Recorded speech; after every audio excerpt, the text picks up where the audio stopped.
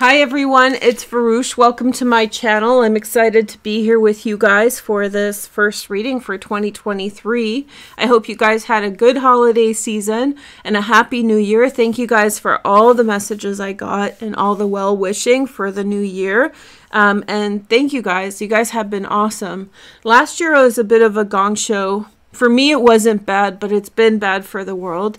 And we're here for 2023, and I'm excited about it. I think 2023 is going to produce a lot of change after a lot of desire for change with a lot of inability to change on many levels, be it in the world or in our personal lives. So change is coming, change is here. And we start off the year in a more serious note than maybe what we're hoping for or used to. Usually at the beginning of the year, we're hoping for, loving and idealistic kind of romanticizing reality moment. However, the beginning of the year is quite serious, and there's a couple reasons. Today's video is about Venus, but we have to contextualize it in the whole astrological kind of overview that's happening at this time. And so it is kind of a serious time. It is kind of a serious time, an upfront moment, and I think that there's not much room for being disappointed, or it's better for us at this time to be quite, pick ourselves up by the bootstrap and keep going with the things that are going on. So what actually happened was I started filming, but I didn't set my mic right, so it didn't record the voice. Mercury retrograde started. I'm a Virgo and Earth sign, and Mercury retrograde is in the Earth signs this year until the end of the year, when we see a little bit of Sag in the December Mercury retrograde.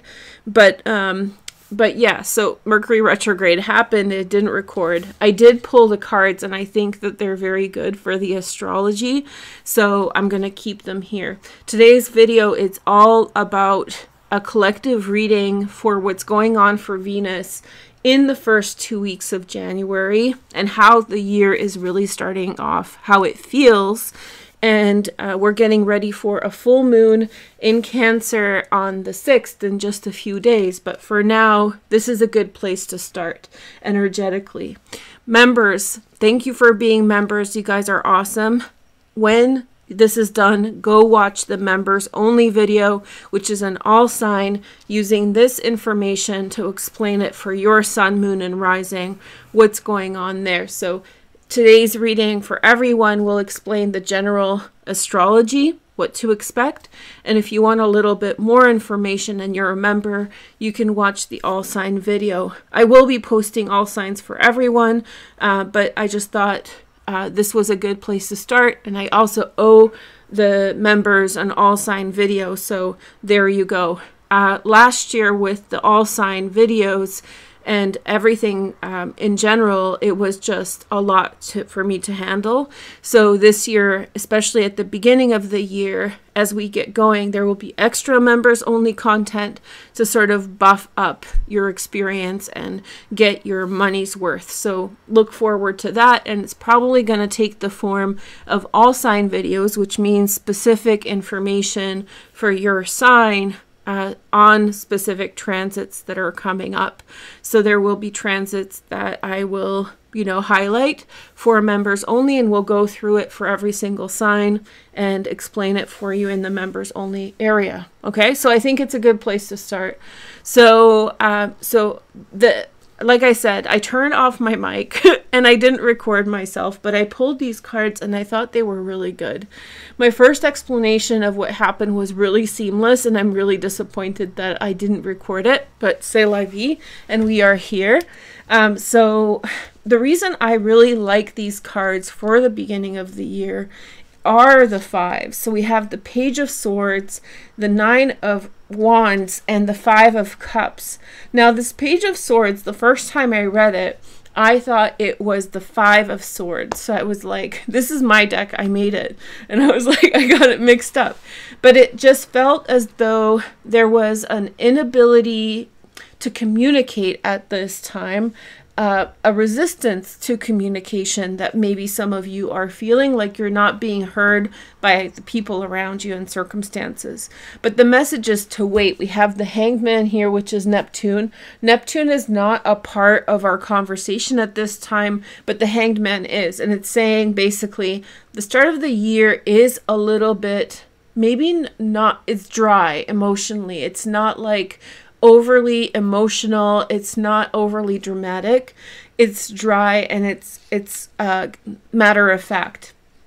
And so this Page of Swords, which I thought was the Five of Swords, communicates to me that there's a lack of feeling heard or feeling understood, or if you are trying to convey to someone else, you know, what you are feeling or what you are wanting them to understand, be a little patient and don't take it to heart if they don't understand your meaning right away. So we have this Nine of Wands right away. I'll connect that all to astrology. So what we're doing here is an overview for everyone, and I'm going to use the tarot cards to contextualize it for your astrology for today for everyone. So there's Nine of Wands, wait, and there's this Five of Cups. So some of you are feeling a little low at the start of the year. Depends probably on your signs.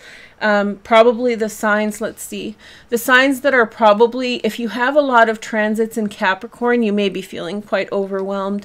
Likewise, Gemini might be feeling a little rough. Taurus might be feeling a little bit overwhelmed as well.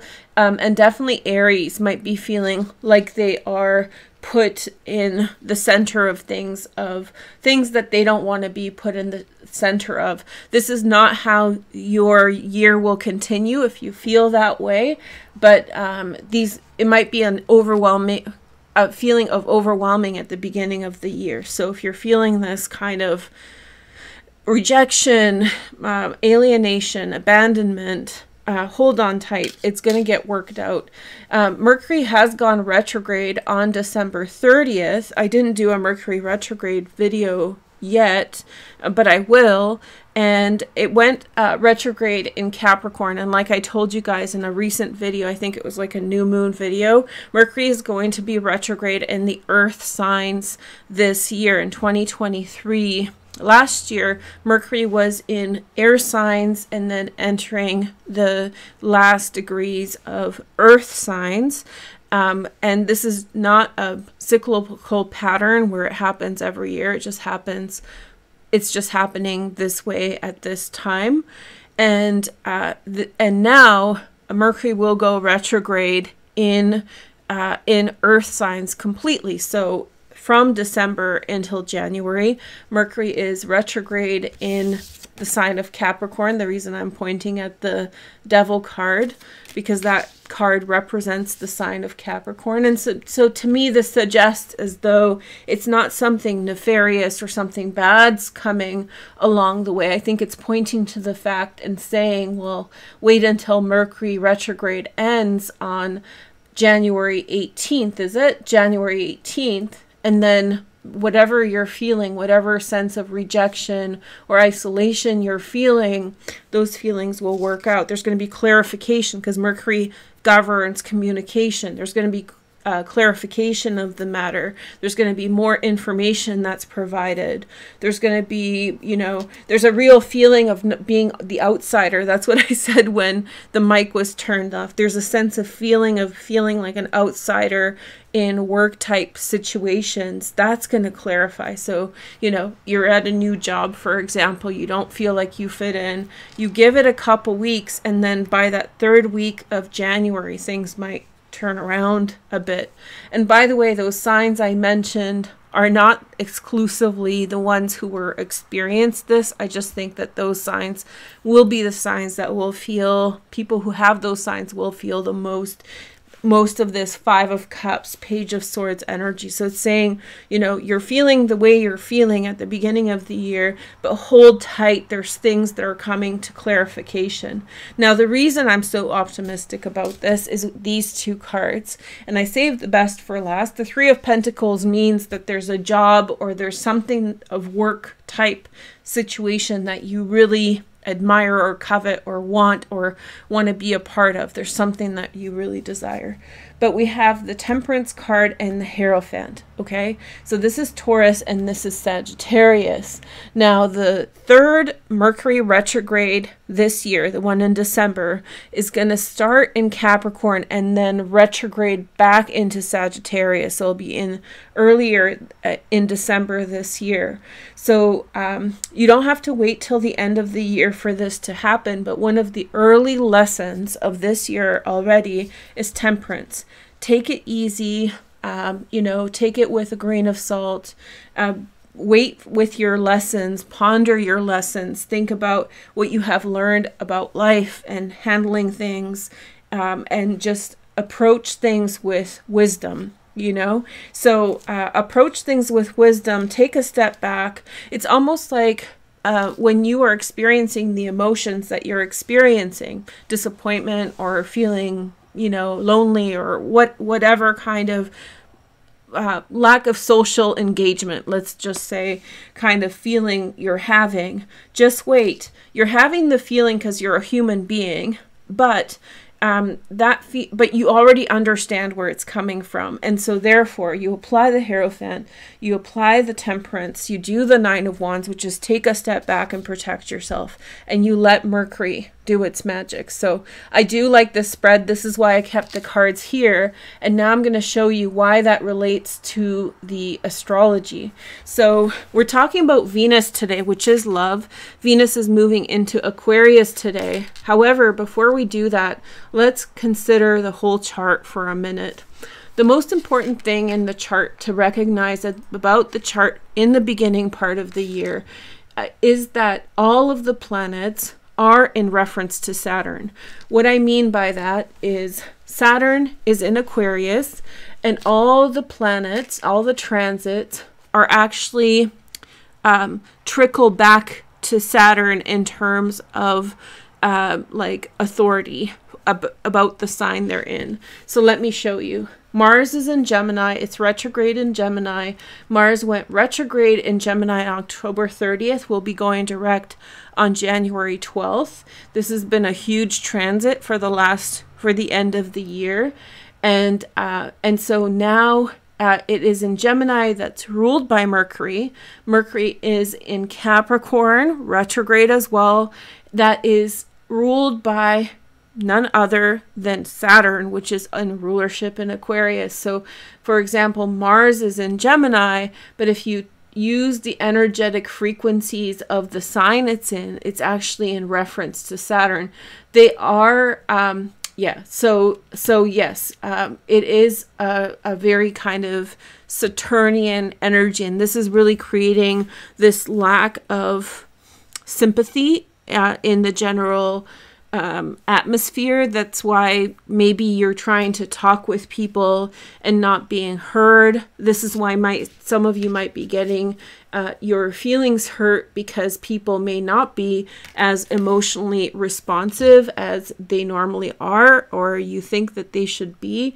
Especially those of us who are more sensitive, it's time for us to remind ourselves that, you know, it's time to remind ourselves that everybody has their own way, because this is going to be an extreme energy of not rejection, but it is really that response. You're not getting the response that you normally would, and it could be personally hurtful. So don't be hurt by it. It's just the energy of Saturn. So with all of the planets, not all of them, Neptune isn't, but all the planets in Aries are in reference to Saturn. All the planets in Taurus, Gemini, all the planets in Scorpio and Capricorn are all in reference to Saturn.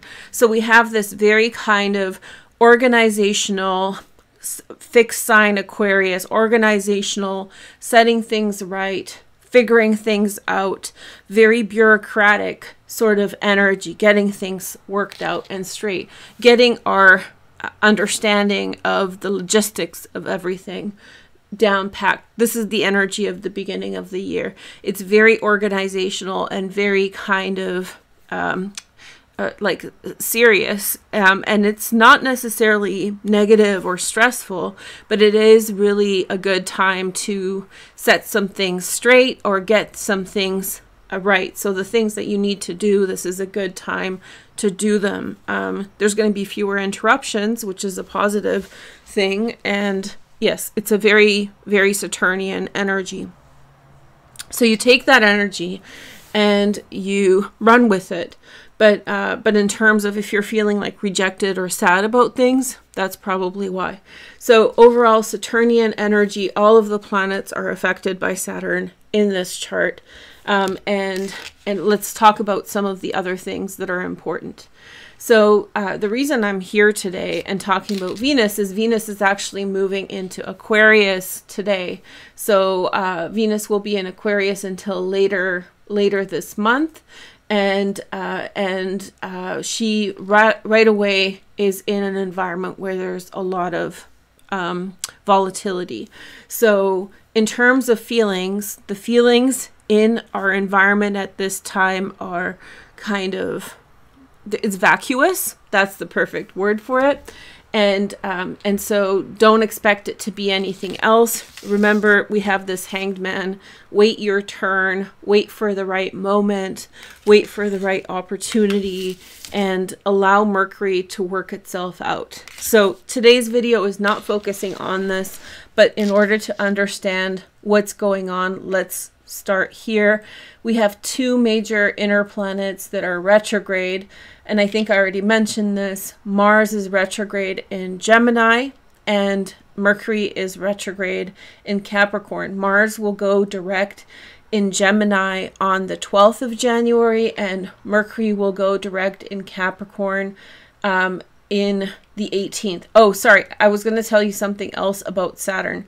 But this ties into what I'm saying now. So as Mercury and Mars are finishing this transit, Mercury went retrograde on December 30th, so just 2 or 3 days ago. This means that this part of the Mars retrograde cycle in some ways is some of the most intense energy we're going to see. There's going to be a lot of change happening in our personal spaces. These are inner planets. They're in from Jupiter. They're closest to the sun. So they affect us personally the most and most frequently. And so there is with retrograde cycles, right away we are seeing changes, rehashing, figuring things out. People are probably pretty distracted around you. So if you don't understand why they're being grumpy or why they're not being receptive, that probably has a lot to do with it. The thing I forgot to mention earlier, this is what I said before when I didn't film with the audio, is that last year in 2021 and 2022, we were going through series of squares between Uranus and Saturn. So we talked about this a lot. I thought it was one of the bigger features of last year when you look at it in a bigger scope or scale. In 2021, there were these very intense squares between Uranus and Saturn, and the theme was between going towards new things like cryptocurrencies and legacy markets, which is like traditional banking. And these opposite things, and this isn't just in money markets, but that was a really good example, they clashed, and there was the most type of conflict of interest between the two spheres. And so finally now there is push towards one or the other. For example, there was a big crypto exchange that had gone, bankrupt, and there's a lot of allegations aside to do with it, and now there's an investigation and there are charges laid against the person who started it. And so now we see this Uranus sort of Saturn pushing ahead and creating the cycle with Uranus. Saturn and Uranus were in a square, but now Saturn, which moves faster, significantly faster than Uranus, about 3 times as fast, will create a conjunction with Uranus, I think in Gemini, and will complete this cycle, will complete this cycle of time. And so what we're seeing now is after this stasis in 2021 and 2022, Saturn moving finally towards Uranus, and those kinds of the conflicts of interest I was describing are going to start to kind of come to their conclusions or come to their outcomes. Now, this is going to happen in your personal life, and it's going to happen in the world around us. Crypto and legacy markets, we already know there's legislation, there's, people being charged and all sorts of crazy things. That's an effect of this square finally breaking down. But for you personally as well, there may be things in your life that have been stuck in the mud, in stasis. There were things between the past and the present, or the past and the future, like possibilities of the past, and hopes towards the future coming to blows in some way, deciding what to keep from the past and what to bring in from the future. And I think that there's a bit of a letting go of past things. So finally, you're going through a cycle now of letting go some of the things that were weighing you down, like a hot air balloon. The way that a hot air balloon rises is when you cut the sandbags off, so it elevates it because it decreases the weight on the balloon. So you're sort of cutting off dead weight so you can rise higher and better. And also some of the hopes, which is like this Uranian and Taurus thing, some of your hopes or ambitions you also had to let go of. So, and you have to modify it to make it more functional. And so this phase that we're starting off the year with is Saturn and Uranus square. The final one was in the fall of 2022, when Saturn went direct. I think it was in October. Since then, Saturn's been making this headway towards Uranus. This will take several years, but it's important to kind of keep in mind that the year starts off on the Saturnian level, with Saturn sort of overseeing all of the other planets in the chart. And so the energy is about kind of saying goodbye to the past, and we get some nice closure here, and we are moving towards the new possible outcomes. But you don't get to keep everything from the past, and you don't get to have all the hopes of the future. This is the phase in which you sort of modify and you take what's best. Okay, so that's the vibe with Saturn and Uranus, and we can talk about Saturn and Uranus a bit more. Today is about Venus, and so Venus enters Aquarius today, and that's an inner planet. Venus in Aquarius is actually one of my favorite transits. All of you who have Aquarius Venus, who have gotten readings with me, know that. I really like it. I think it's, and I have Venus in Cancer, which shouldn't be compatible with that Venus at all, but I have Moon in Aquarius, so it probably makes it a bit more palatable. Venus in Aquarius can be described as like a bit stoic, a little bit aloof, and a little bit cold at times. I don't see it that way. I see it as sensitive. I see it as not throwing like emotions, like hyperbolic emotions at things, and respecting things by showing appropriate emotion at the right time. So it's not about huge shows of emotion, but it's about this sort of an appropriate show of emotion. So Venus moves into Aquarius. That is arguably a bit aloof as an energy. So you might be feeling that kind of airy, fairy sort of energy around.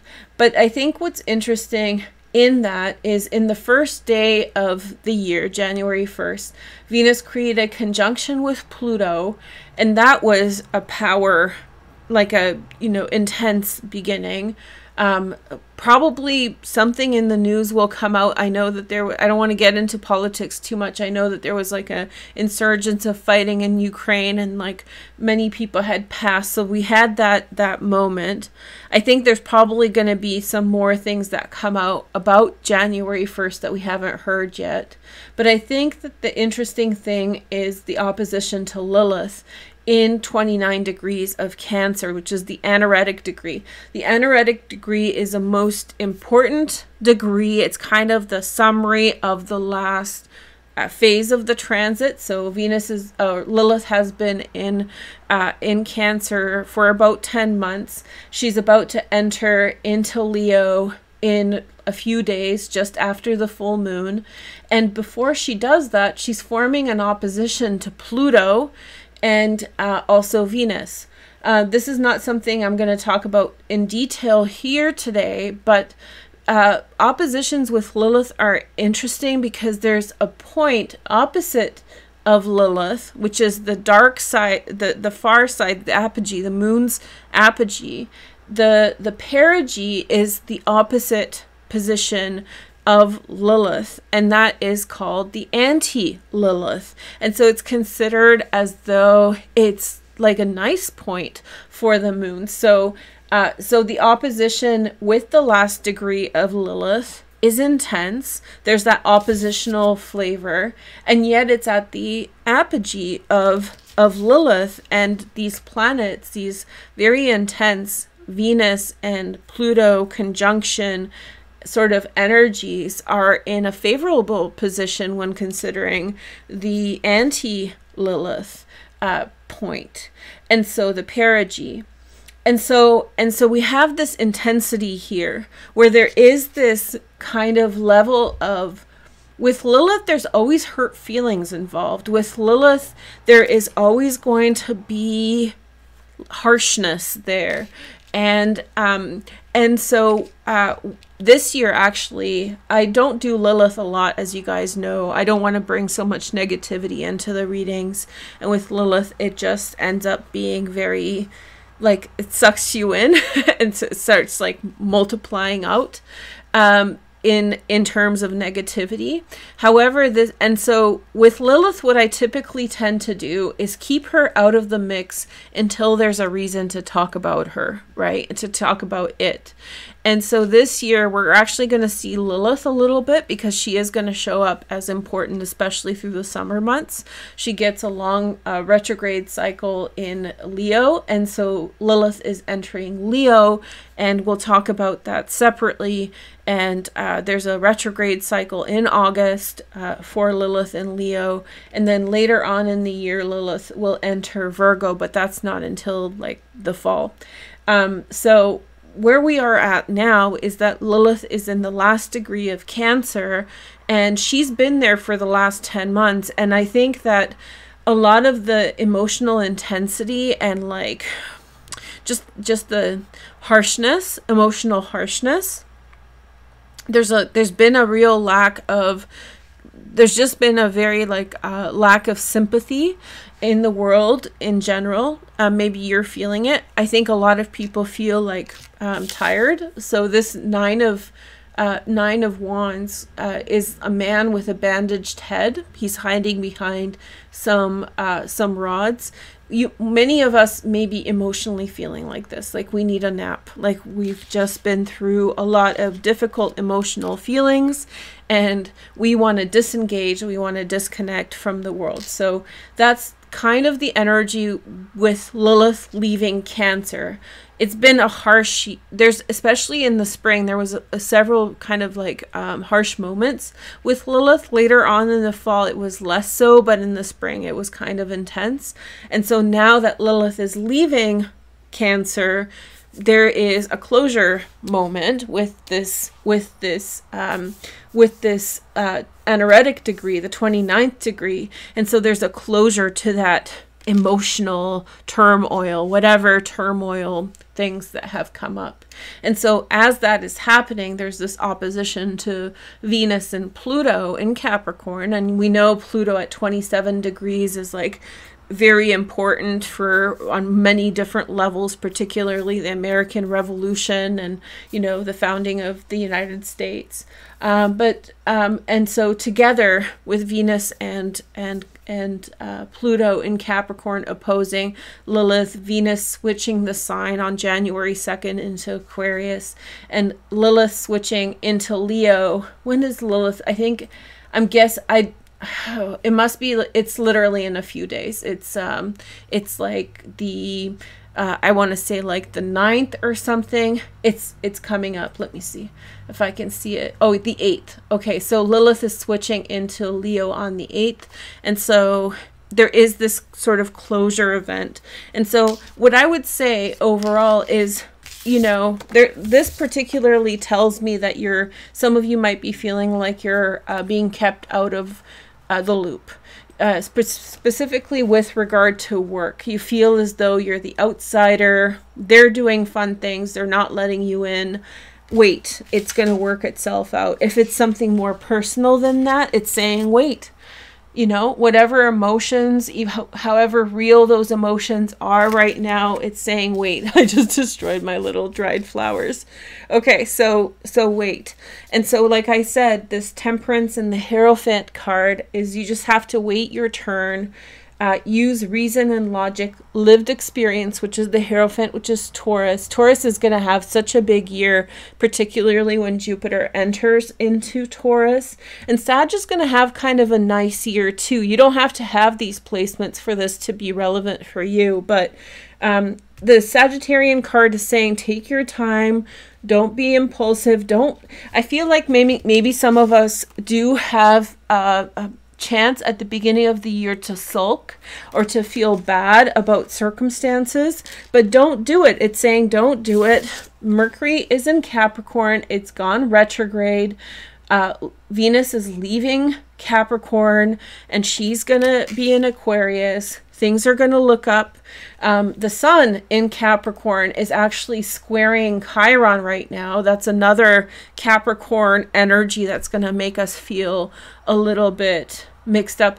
You know what's funny? Because I filmed the video without filming the audio. I don't know if I told you this, so I'll just repeat quickly just in case I didn't say this in the intro. But sun is in Capricorn squaring Chiron in Aries. Chiron in Aries has to do with our self-esteem. So since Chiron has entered into Aries, we have gone through an identity revival, which means a lot of people are looking at their lives and saying, I don't get to be who I want to be or who I am because of some circumstances around me that are unfair.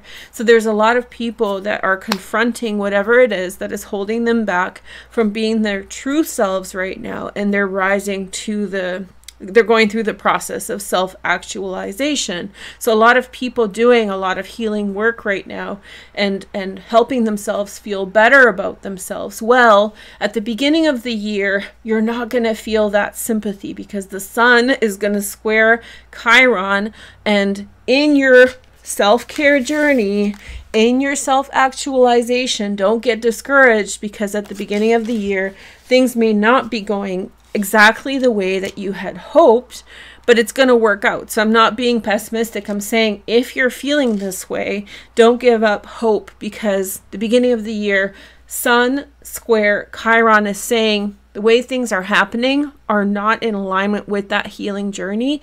And so, you know, like your confidence level, maybe you may be bringing it up or improving it. And so things around you may be happening that are discouraging you or making you feel a type of way. And so just don't let it happen. And so, Chiron in Aries is going to be very important this year. We'll talk about that later. But for now, if you're feeling discouraged, just don't feel that way. And it's only a temporary sort of issue. So we talked about Venus conjunct Pluto. That's already happened. So I just wanted to kind of mention it. What else did I wanted to mention? And then I wrote Venus in Pisces. No, Veroosh. Venus is in Aquarius on January 2nd. And then opposite Lilith and Sun square Chiron, good. So it was on my list. And then Pluto opposite Lilith as well. But like we said, they are at the anti-Lilith, the perigee position, which is kind of everything, the opposite of Lilith. So it's kind of a good position. It's you know, like emotional self-understanding and self-awareness. So it's, you know, there may be things that are coming up right now that are hard to swallow. You should be accepted, you should be heard, whatever it is that should be happening. But if it's not happening, don't let it get you down. You're still on the right track, and we're still going to have a good year. The other thing about Venus in this position right here in Aquarius is that right now, this is sort of a low point. So if you have any transits in Aquarius, it's sort of it's only up from here sort of moment for any transit, be it Saturn and Saturn's in rulership in Aquarius. So don't confuse this with dignity. This is, for Aquarius, this is the low point. So anything transiting in Aquarius is kind of on its way up. So it's in the valley and it's going to the top of the mountain.